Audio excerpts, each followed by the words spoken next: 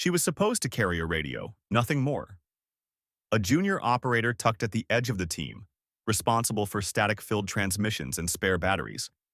Nobody expected her to do anything heroic. But when a U.S. recon squad was cornered behind the Iron Curtain and their pilot was killed, that same operator quietly walked to the cockpit, sat in the controls of a helicopter she wasn't supposed to touch, and stunned everyone. This is the untold Cold War story of Sergeant Dana Wells, the soldier they underestimated until she became the only reason anyone made it home alive. Welcome to Truth Untwists, where hidden military legends come to light. Make sure to subscribe so you never miss the stories history almost forgot. It was 1983, one of the tensest years of the Cold War. In Eastern Europe, a U.S. recon team was dispatched to gather intelligence near the border, operating under the constant shadow of Soviet patrols. Their mission was meant to last 48 hours. Among the six-man team was Sergeant Dana Wells, a quiet 26-year-old radio operator.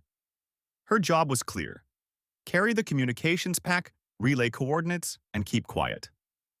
The others often teased her, "You're just baggage with batteries, Wells."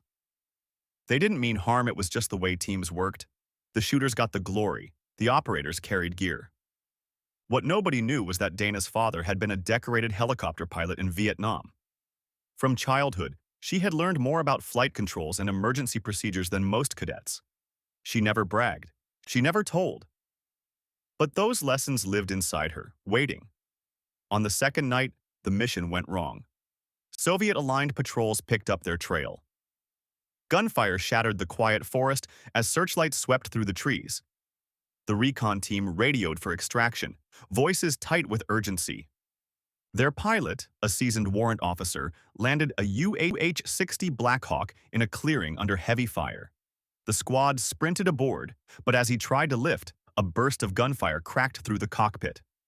The pilot slumped forward, mortally wounded, the helicopter lurching dangerously.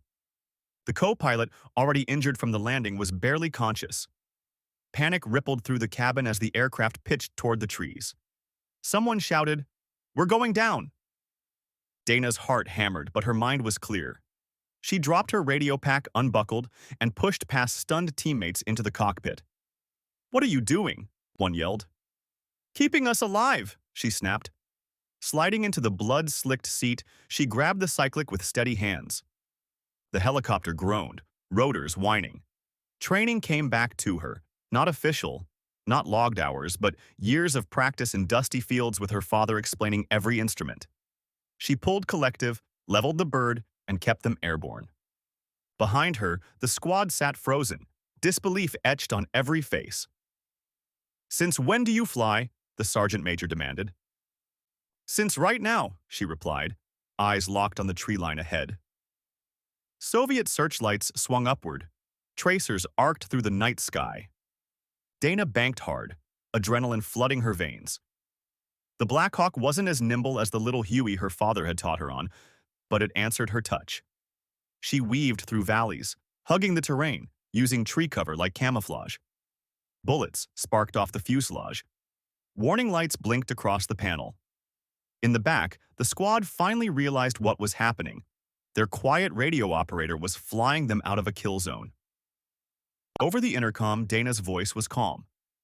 "Hang on. This is going to be rough." They had one chance to make it across friendly airspace before fuel ran dry. Soviet fighters were already being scrambled. Every minute in the air felt like borrowed time.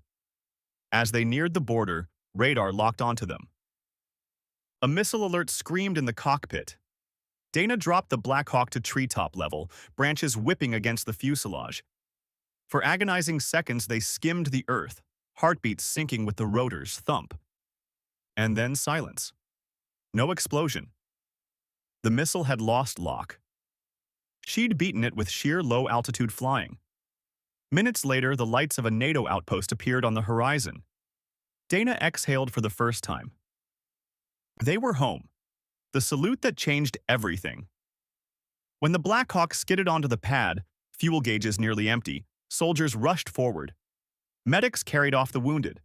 The recon squad stumbled out, dazed but alive.